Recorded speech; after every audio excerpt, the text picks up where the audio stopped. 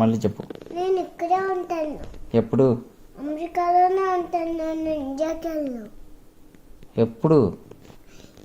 ఇండియాకి వెళ్ళ పెళ్ళైన తర్వాత నేను ఇక్కడే ఉంటాను.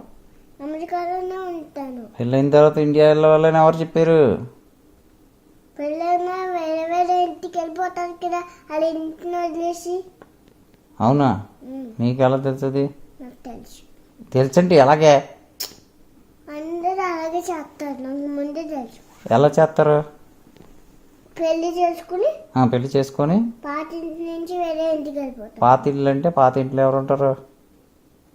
పాత ఇంట్లో ఎవరు ఉంటారో వాళ్ళే పెళ్లి చేసుకుని వెళ్ళిపోతారు వేరే. అదేనే పాత ఇంట్లో. ఇప్పుడు నువ్వు ఉన్నావు, నువ్వు పాత ఇంట్లో, ఈ ఇంట్లో ఎవరితో ఉంటున్నావు? మా అమ్మ నాన్నతో. ఎవరితోటి? అమ్మ నాన్నతో. అమ్మా నాన్నలతో ఉంటున్నావు. అయితే పెళ్లి చేసుకున్న తర్వాత ఏం చేస్తావు? వేరే ఇంటికి వెళ్ళిపోతున్నా. వేరే ఇంటికి ఎవరితో వెళ్ళిపోతావు? మా భర్తతో.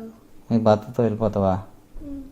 అయినా మా నాన్న నాకు టికెట్ కావాలి కదా, టికెట్ అలా నాకు తెలియదు అనుకుని నేను ఇక్కడ ఉండిపోతాను. ఎవరి దగ్గర ఉండిపోతావు? ఇక్కడ. ఇక్కడే ఎవరి దగ్గర ఉండిపోతావు? మా భర్త దగ్గర. మీ భర్త? మా ముగ్గురు నేను ఇక్కడ ఉంటాం. మీ ముగ్గురు అలాగే నాకు అర్థం కాదు. నీకు డబ్బులు ఇస్తాకే నాన్న సరిపోతలేదు. నీకు మీ ఆయనకి ఏం కాదు, మీ భర్తకి ఏం చేయను మళ్ళీ? అన్ని డబ్బులు ఎక్కడి నుంచి వస్తాయి నాన్నకి? ఆఫీస్ అయితే నీ ల్యాప్టాప్ ఉంది కదా, నీ ల్యాప్టాప్లో మా మా ముగ్గురు పని చేసుకుంటారు. నా ల్యాప్టాప్లో మీ మొగుడు పని చేసుకుంటాడా? నేను మా అమ్మ ల్యాప్టాప్లో నేను పని చేసుకుంటా. మీ అమ్మమ్మ ల్యాప్టాపా? మీ అమ్మ ల్యాప్టాపా? అమ్మ ల్యాప్టాప్లో నువ్వు పని చేసుకొని నా ల్యాప్టాప్లో మీ మొగుడు పని చేసుకుంటే మరి మేమేం చేయం? నేను అమ్మ మరి చచ్చిపోతారు కదా అప్పటికి.